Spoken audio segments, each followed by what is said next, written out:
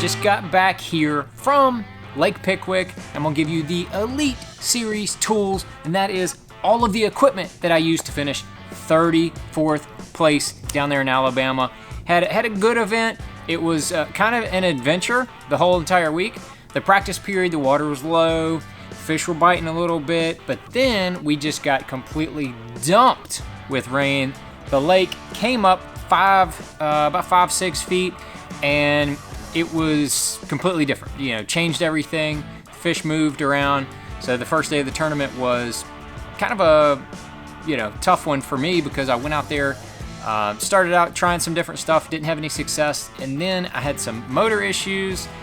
So that cost me a little bit of time, but everything happens for a reason.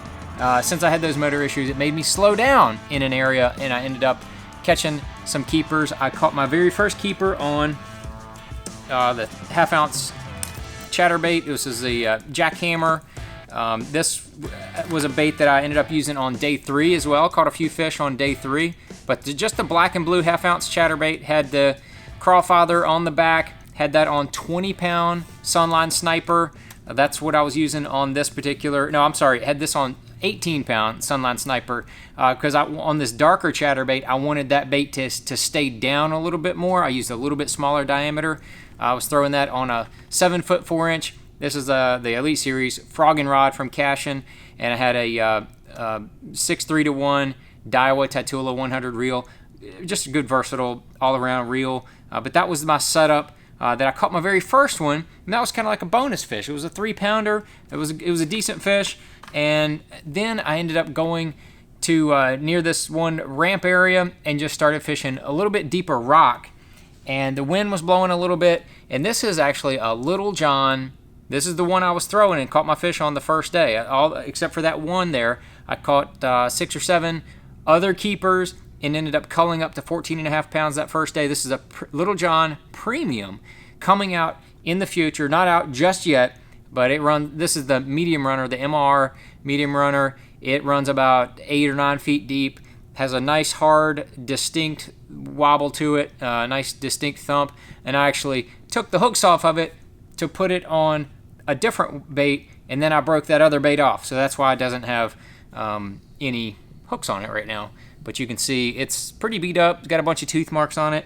I was throwing that on 12-pound Sunline Crank FC. That is really, really good cranking line. It's got a plasma coating on it. So if you're taking your crankbait and beating it against a bunch of rocks, hardwood, things like that, that plasma coating on it really smooth and really helps the bait get that line from getting abrasions on it. I don't know how else to explain it. If you fish it, you would understand. It's quite amazing. But this is the rod I was fishing it on. This is a Cashin 7-foot 2-inch cranking rod. It's a medium heavy action. That 7.2 gets a little more distance. Usually I crank with shallow crank with a 7-foot rod, but I like this 7.2. It's the C90673B. That's the Elite Series rod cranking. I don't have the Icon version just yet. I'm transitioning over still, but really that 12-pound line was really key. 6-3-1 Daiwa Tatula reel again. That's what I was throwing that premium Little John on. So then the second day I went out there, we had much more high pressure conditions. Man, I went out there and I was struggling for the first little bit, and it was flat slick, bluebird skies. So I had to drop down to the Little John Micro DD. This is the Micro DD 45. The newer one is 45 millimeters long. Quite a bit smaller than just say a Little John MD. But that bad boy, the Micro DD, it gets down about 8 or 9 feet. I was throwing that on 10-pound Sunline Crank FC. That's what I had on there. Same Daiwa Tatula reel. This was the 7-foot medium heavy cranking rod that I was throwing that on. It's a little softer than like the square bill rod that I have with Cashin. A little softer because it's a little smaller bait. I wanted a little more bow line, but still this little small bait, you can still cast it well with that light line and in that rod. And that's how I caught all 5 of my keepers the second day. Had 12 pounds, 1 ounce. Only caught 5 keepers, thankfully, on that bait right there. So I ended up with 12 pounds. Tried a bunch of different stuff. Nothing ended up working. for me. I just wasn't landing on the right deal. So I squeaked into the cut in 44th place. It was only half a pound or so above the cut. That third day, I just scrapped everything I did the first 2 days. I went and fished new water, and I really started throwing the chatterbait again. I caught a couple on that, my first keeper, and then my two biggest fish came on a Missile Baits D-Bomb. That's black neon. That was the moneymaker right there. My biggest fish, and a couple other smaller keepers came on that. Half-ounce tungsten weight. Shooter, Sunline Shooter, 22 pound. That bad boy right over there, 22 pound.